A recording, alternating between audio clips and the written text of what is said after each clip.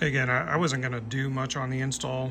This is pretty straightforward for these blade edge or whatever they're called, saddlebags, the Viking bags, but the instructions are a PDF online. You just go to the Viking site, to the same page where you buy the bags. You can download the piece there. Funny enough, I wasn't paying attention when I was first looking through this. They talk about how they provide 2 different sizes, 8 total washers. Turns out they only provide 4 washers. They talk about providing split locking washers. Turns out they don't. Those were not in the bag. There were 4 washers. I've already, I'm gonna paint them black here just to make sure they don't show up. But the idea being that their instructions are put these here, slide the bags on, put another set of washers, then the locking, and then tighten on the caps. But look how wide that is. I mean, it's about 1 inch. This bolt is 1 inch. The thickness of the bag is maybe 1/8 of an inch, not even 1/4.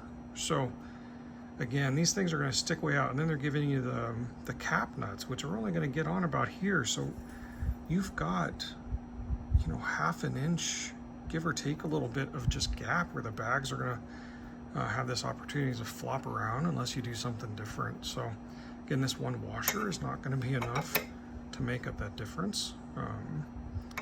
And again, because I've got the wing nuts, I'm going to be able to tighten it down and make sure the bags are set and they're not going to wobble in any way. But without that, all you've got are those garbage cap nuts. So again, this is just the thing with Viking. You just got to be prepared to run down to the hardware store, get a few extra parts and pieces, because again, the company is really just half-ass at most of these things. So again, stuff to consider before you go to do it. Be prepared in the event you get a bag like mine that didn't have all the needed parts. So I'll be right back after I get these on. All right, from the other side here, as I've got it set, and before I tighten it down, I should probably even loosen it a little bit more. This thing is dangling around. So again, they missing a set of washers, set of 4, and doesn't have the split locking washers. And then it comes with these little cap nuts that are pretty much useless. And you can see this kind of flop. And this is after I do in fact have just the stuff in place and getting it started. Now I've got washers here that are going to help pin against the washers on the back side. So let me just tighten those in there.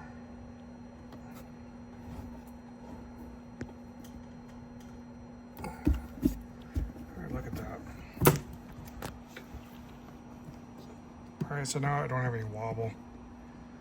But if you don't have that extra set of washers and a split washer and get a good, nice tight fit, the fact that they've got so much space cut out, which again, it's taken away from space you have to be storing stuff. But at the same point, here we go. You can see the gap there, and it's nice and tight after you add those extra parts. So again, something to be considering there. All right, another round of thoughts before I put the second bag on here.